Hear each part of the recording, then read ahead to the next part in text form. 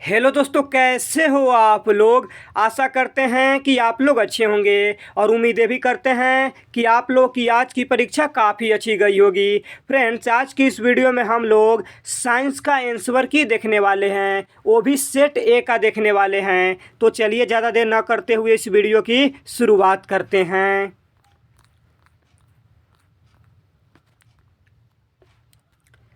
First question है कि किस दर्पण की फोकस दूरी चिन्हों की परिपाटी के अनुसार ऋणात्मक मानी जाती है।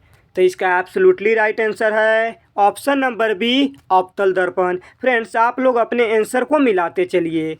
अगला प्रश्न है कि अवतल दर्पण में आवर्तित काल्पनिक प्रतिबिंब बनाने के लिए वस्तु को कहाँ रखा जाता है। तो इसका सही उत्तर है ऑप्शन नंबर ए, फोकस और ध्रुव के बीच। अगला प्रश्न है कि प्रकाश के अपवर्तन के कितने नियम हैं। तो इसका सही उत्तर है ऑप्शन नंबर बी, 2 नियम हैं। अगला प्रश्न है कि किसी माध्यम के अपवर्तनांक का मान क्या होता है। तो इसका सही उत्तर है ऑप्शन नंबर ए, साइन आई बटे साइन आर होता है। अगला प्रश्न है कि लेंस की क्षमता का एसआई मात्रक क्या है। तो इसका सही उत्तर है ऑप्शन नंबर डी, डायोप्टर होता है। अगला प्रश्न है कि अवतल लेंस में आवर्धन m बराबर होता है। तो इसका सही उत्तर है ऑप्शन नंबर सी, यानी v बटे यू होता है। अगला प्रश्न है कि हीरे का अपवर्तनांक कितना है। तो इसका सही उत्तर है ऑप्शन नंबर डी, यानी 2.42 होता है। अगला प्रश्न है कि एक प्रिज्म कितने सतहों से घिरा होता है। तो इसका सही उत्तर है ऑप्शन नंबर डी, 5। फ्रेंड्स, आप लोग अपने कमेंट करके ज़रूर बताइएगा कि आप लोग की कितनी सही है। अगला प्रश्न है कि निम्नलिखित में से किस लेंस को अपसारी लेंस कहते हैं। तो इसका सही उत्तर है ऑप्शन नंबर ए, अवतल लेंस। अगला प्रश्न है कि दृश्य प्रकाश में किस वर्ण का तरंगदैर्घ्य अधिकतम होता है। तो इसका सही उत्तर है ऑप्शन नंबर सी, लाल। अगला प्रश्न है कि प्रतिरोध का मान बढ़ाने के लिए प्रतिरोधकों को जोड़ा जाना चाहिए। तो इसका सही उत्तर है ऑप्शन नंबर ए, यानी पार्श्व क्रम में, जिसको हम लोग सीरीज बोलते हैं। अगला प्रश्न है कि किस उपकरण में धन और ऋण का चिन्ह नहीं होता है। तो इसका सही उत्तर है ऑप्शन नंबर डी, कुंडली में। अगला प्रश्न है कि एक अभिसारी किरण पुंज समतल दर्पण पर आपतित होती है तो परावर्तित किरण पुंज होगा। तो इसका सही उत्तर है ऑप्शन नंबर ए, अपसारी होगा। अगला प्रश्न है कि चुंबकीय फ्लक्स का एसआई मात्रक है। तो इसका सही उत्तर है ऑप्शन नंबर सी, वेबर। अगला प्रश्न है कि 1 एमीटर के शून्य तथा 2 एम्पीयर अंकों के बीच 20 विभाग है तो एमीटर का अल्पतमांक क्या है। तो इसका सही उत्तर ऑप्शन नंबर ए होगा, यानी 0.1 एम्पीयर। अगला प्रश्न स्क्रीन पर है कि यदि कोई प्रतिरोध समानांतर हो तो उनका समतुल्य प्रतिरोध होगा। तो इसका सही उत्तर है ऑप्शन नंबर बी, यानी प्रत्येक प्रतिरोध से कम। अगला प्रश्न है कि निम्नलिखित में से कौन ऊर्जा का अनवीकरणीय स्रोत है। तो इसका सही उत्तर है ऑप्शन नंबर सी, पेट्रोलियम। 18 नंबर प्रश्न है कि जीवाश्म ईंधन की ऊर्जा का वास्तविक स्रोत है। तो इसका सही उत्तर है ऑप्शन नंबर बी, सूर्य होगा। अगला प्रश्न है कि जो दहन कर ऊष्मा उत्पन्न करते हैं उन्हें कहा जाता है।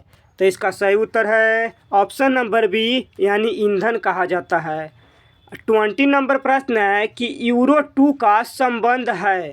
तो इसका सही उत्तर है ऑप्शन नंबर ए, वायु प्रदूषण से। अगला प्रश्न है कि श्वेत प्रकाश में वर्ण विक्षेपण उत्पन्न करता है। तो इसका सही उत्तर है ऑप्शन नंबर डी, प्रिज्म। अगला प्रश्न है कि सौर ऊर्जा को सीधे विद्युत में बदलने वाली युक्ति को कहते हैं। तो इसका सही उत्तर है ऑप्शन नंबर सी यानी सौर सेल कहते हैं। अगला प्रश्न है कि निम्नलिखित में से कौन प्रबल क्षारक है। तो इसका सही उत्तर है ऑप्शन नंबर ए यानी NaOH। अगला प्रश्न है कि शुष्क बर्फ का रासायनिक सूत्र क्या है। तो इसका सही उत्तर है ऑप्शन नंबर बी यानी CO2। अगला प्रश्न है कि पोटेशियम की परमाणु संख्या 19 है तो इसकी संयोजकता क्या है। तो इसका सही उत्तर है ऑप्शन नंबर ए यानी 1 है। अगला प्रश्न है कि एल्केन का सामान्य सूत्र क्या है। तो इसका सही उत्तर है ऑप्शन नंबर बी यानी CnH2n+2।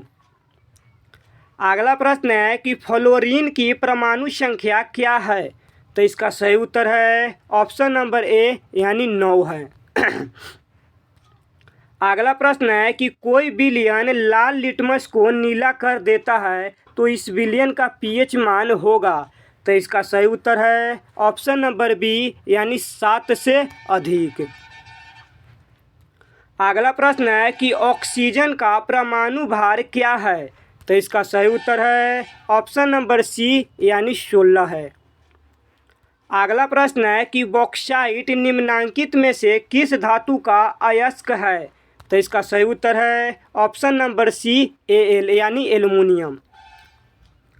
अगला प्रश्न है कि धातुओं की क्रियाशीलता का सही क्रम है।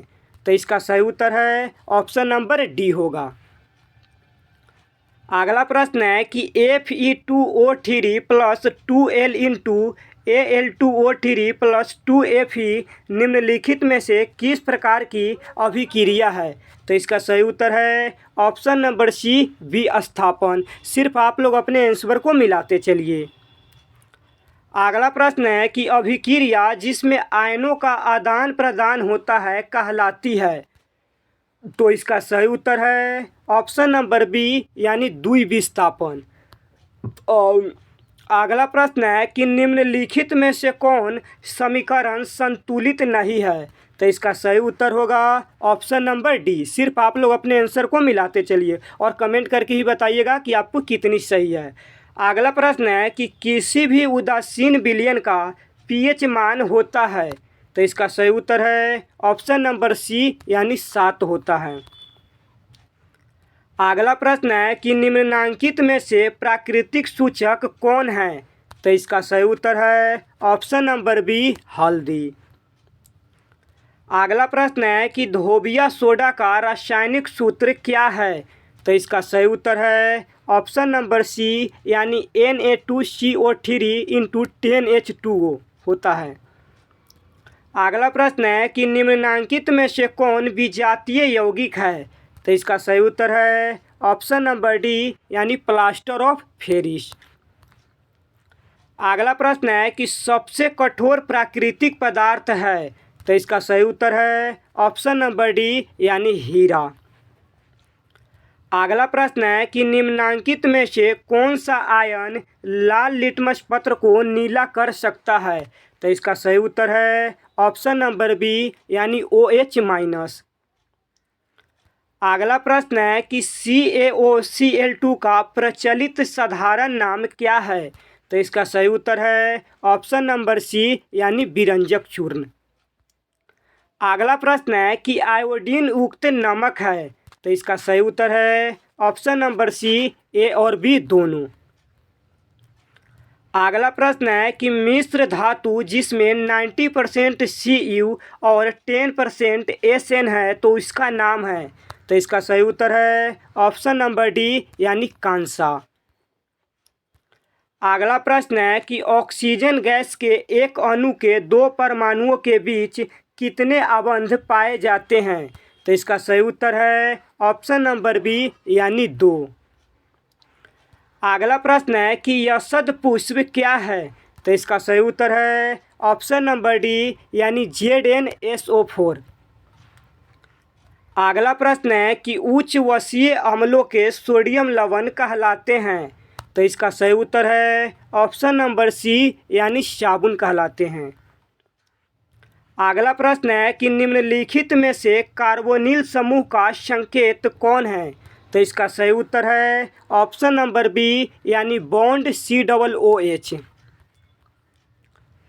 अगला प्रश्न है कि निम्नलिखित कार्बनिक यौगिक में कौन सा यौगिक एल्काइन है?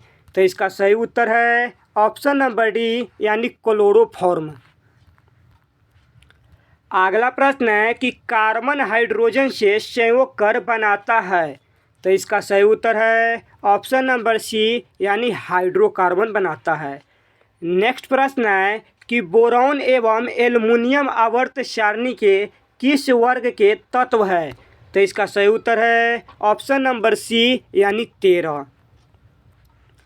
अगला प्रश्न है कि मूत्र का पीला रंग किस वर्णक के कारण होता है? तो इसका सही उत्तर है ऑप्शन नंबर बी यानी यूरोक्रोम। अगला प्रश्न है कि बाघ उपभोक्ता है? तो इसका सही उत्तर है ऑप्शन नंबर सी यानी तृतीय पोषी स्तर का। अगला प्रश्न है कि पीत रस का स्त्राव होता है? तो इसका सही उत्तर है ऑप्शन नंबर बी यानी यकृत द्वारा। नेक्स्ट प्रश्न है कि मनुष्य, बिल्ली तथा चमगादड़ के अग्रपाद है? तो इसका सही उत्तर है ऑप्शन नंबर ए यानी समजात अंग।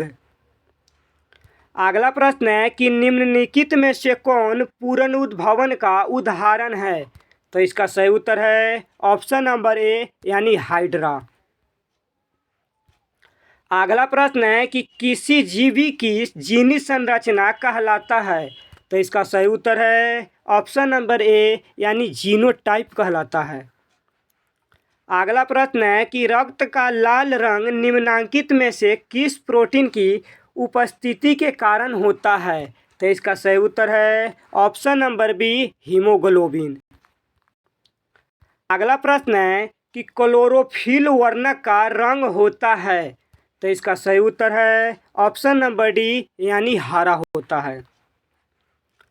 अगला प्रश्न है कि दांत का कठोरतम भाग है? तो इसका सही उत्तर है ऑप्शन नंबर बी इनामेल होता है। अगला प्रश्न है कि थायरॉक्सिन हार्मोन के संश्लेषण में किसका होना आवश्यक है? तो इसका सही उत्तर है ऑप्शन नंबर बी आयोडीन। अगला प्रश्न है कि अपघटक का उदाहरण है? तो इसका सही उत्तर है ऑप्शन नंबर बी यानी कवक। आप लोग अपने आंसर को मिलाते चलिए और कमेंट करके भी बताइएगा। अगला प्रश्न है कि पृथ्वी पर ऊर्जा का मुख्य स्रोत है? तो इसका सही उत्तर है ऑप्शन नंबर डी यानी सूर्य। अगला प्रश्न है कि निम्नलिखित में से कौन पर्यावरण का हिस्सा है? तो इसका सही उत्तर है ऑप्शन नंबर डी यानी इनमें से सभी। अगला प्रश्न है कि एक वन पारिस्थितिक तंत्र में कितने पोषी स्तर होते हैं? तो इसका सही उत्तर है ऑप्शन नंबर सी यानी 3 होते हैं। अगला प्रश्न है कि फल पकाने वाला हार्मोन है? तो इसका सही उत्तर है ऑप्शन नंबर ए यानी एथिलीन। अगला प्रश्न है कि गोबर छाता है? तो इसका सही उत्तर है ऑप्शन नंबर ए यानी एक मृत जीवी। अगला प्रश्न है कि ओजोन का आणविक सूत्र है? तो इसका सही उत्तर है ऑप्शन नंबर बी यानी O3। अगला प्रश्न है कि कवक में पोषण की कौन सी विधि है? तो इसका सही उत्तर है ऑप्शन नंबर सी यानी मृत जीवी। अगला प्रश्न है कि पारिस्थितिक तंत्र में ऊर्जा का प्रभाव होता है? तो इसका सही उत्तर है ऑप्शन नंबर ए यानी एक दिशीय होता है। अगला प्रश्न है कि मानव हृदय में कितने कोष्ठक पाए जाते हैं? तो इसका सही उत्तर है ऑप्शन नंबर डी यानी 4। अगला प्रश्न है कि विकासीय दृष्टिकोण से हमारी किससे अधिक समानता है? तो इसका सही उत्तर है ऑप्शन नंबर ए यानी चिंपैंजी। अगला प्रश्न है कि दूध से दही बनने में निम्नलिखित में से कौन सी अभिक्रिया होती है? तो इसका सही उत्तर है ऑप्शन नंबर बी यानी किण्वन होती है। अगला प्रश्न है कि निम्नलिखित में से किससे रंध्र के छिद्र घिरे होते हैं? तो इसका सही उत्तर है ऑप्शन नंबर बी यानी गार्ड कोशिका से। अगला प्रश्न है कि कौन सी गैस श्वसन क्रिया में मुक्त होती है? तो इसका सही उत्तर है ऑप्शन नंबर डी यानी CO2। अगला प्रश्न है कि निम्न में से किस रंग की प्रकाश किरण प्रकाश संश्लेषण के लिए सबसे अधिक प्रभावी है? तो इसका सही उत्तर है ऑप्शन नंबर डी यानी लाल। अगला प्रश्न है कि ग्लूकोज के पूर्ण ऑक्सीकरण से क्या मुक्त होता है? तो इसका सही उत्तर है ऑप्शन नंबर ए यानी सिर्फ CO2। अगला प्रश्न है कि कोशिका झिल्ली किस प्रकार की झिल्ली है? तो इसका सही उत्तर है ऑप्शन नंबर सी यानी अर्धपारगम्य। अगला प्रश्न है कि ATP का विस्तारित रूप है? तो इसका सही उत्तर है ऑप्शन नंबर सी यानी एडिनोसिन ट्राइफॉस्फेट। अगला प्रश्न है कि स्टार्च की उपस्थिति की जांच के लिए किस विलयन का उपयोग होता है? तो इसका सही उत्तर है ऑप्शन नंबर सी यानी ईओसिन। अगला प्रश्न है कि प्रकाश संश्लेषण की दर निम्न में से किन कारकों पर निर्भर करती है? तो इसका सही उत्तर है ऑप्शन नंबर सी ए और बी दोनों।